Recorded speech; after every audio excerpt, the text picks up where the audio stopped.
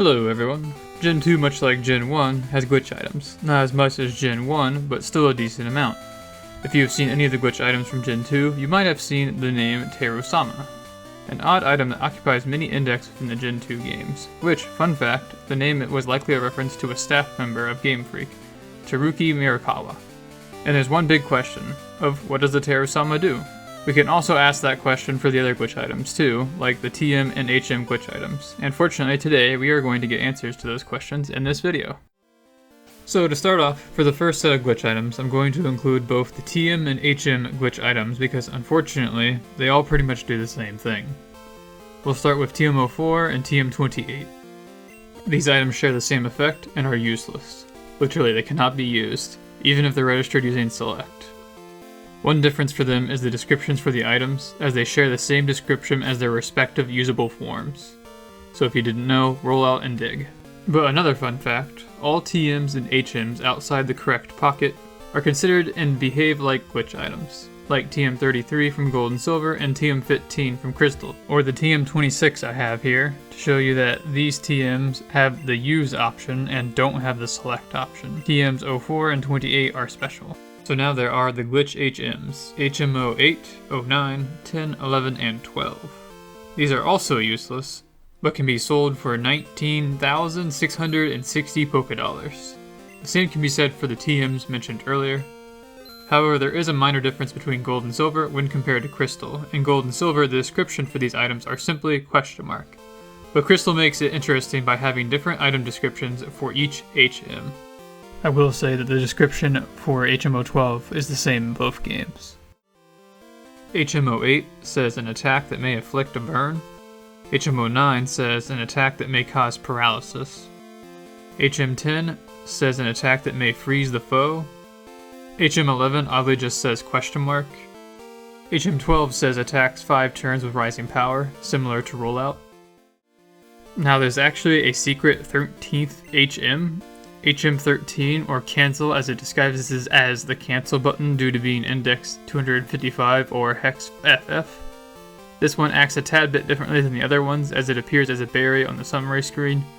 However, it cannot be given to a Pokemon since the game views it as a cancel button. It cannot be deposited either. You'll notice that we are able to scroll past here, kind of like how the expanded item bag works. There is an item just called question mark. It is index 00 and it is in the same boat as the glitch TMs and HMs, as it cannot be used and thus is useless as well. Also, like the glitch TMs and HMs, it can be sold for 19,660 Pokédollars.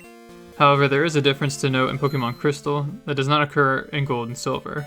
In Pokemon Crystal, the item description is taken from address A793 and the SRAM, which can result in a variety of things, but usually it's a freeze. And this is not the case in Gold and Silver, as it just displays question mark. Not so fun fact, this item can commonly be found in the expanded balls pocket, which makes navigation more difficult in Crystal, which typically comes from the duplicate key items glitch, and I'll be sure to cover it in the future because it is capable of doing some pretty neat stuff. But for now, I'll provide a link in the description if you'd like to read up on it.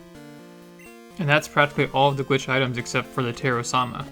Once again, it could be said that all wrong pocket TMs and HMs are technically glitch items, but the Teru-sama is a bit odd. It's similar to Missino from Generation 1, as it occupies multiple indexes in Generation 2, 29 in Gold and Silver and 25 in Crystal to be exact. There are some differences between the different indexes. For example, Hex 46, 73, 74, and 81 in Gold and Silver correspond to these items in Crystal, respectively: Clear Bell, GS Ball, Blue Card, and Egg Ticket. These items in theory should work if they were in the key items pocket, however with the method I used to obtain them, they seem non-functional.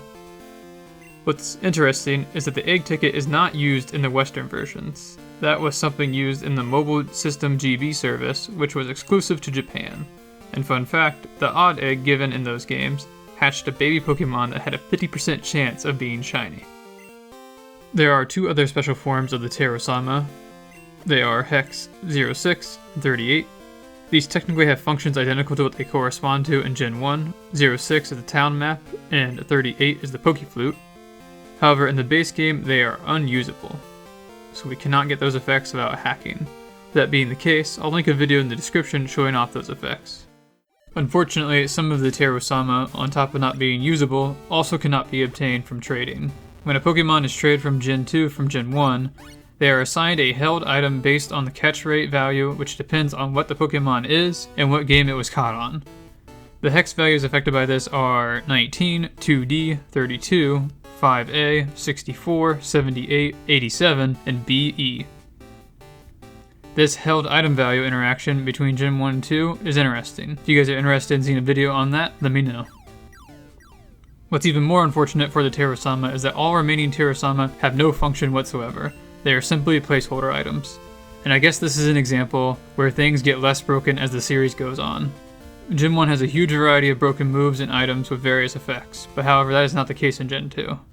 It's not all bad though. Some of the glitch items, like technically TM33 and TM15, can allow us to perform versions of Ace using the Mail Rider, which in my opinion is one of the best things to play around with in these games. It's even the method I use to get these items, and there is so much more that can be done with it. I'll also link some videos in the description of ways to set up this awesome exploit. I didn't mention it earlier, but the Teru-sama can be sold for 19,660 Pokédollars. How funny is that? While taking a moment to show that normal items in the ball pocket do not lose quantity when used, Gyarados learned Dragon Rage at level 25 and thus showed some of the glitch moves I gave him for a prior video. Also showing you once again that thanks to a prior glitch I did, it gives me the ability to walk through walls. This is the same glitch as the bicycle effect as well. That has come up in some way every video, so hopefully I won't get too many comments about that. Then again, I like when you guys leave comments, so do what you will with that. And on that anticlimactic note for the Teru-sama, that's going to conclude today's video. I appreciate you guys for watching and making it this far. It's a shorter video than what you're used to, but it was covering a relatively small amount of glitch items in Generation 2 games. Let me know what you guys thought of this video and what your favorite hex of Teru-sama was. Personally, I like the idea of the egg ticket being obtainable in Crystal by trading over the equivalent Teru-sama from Gold and Silver. If you are interested in seeing the glitch moves of Generation 2, click on this video here. Anyway, once again, I hope you guys enjoyed, and thank you for watching. See you guys next time.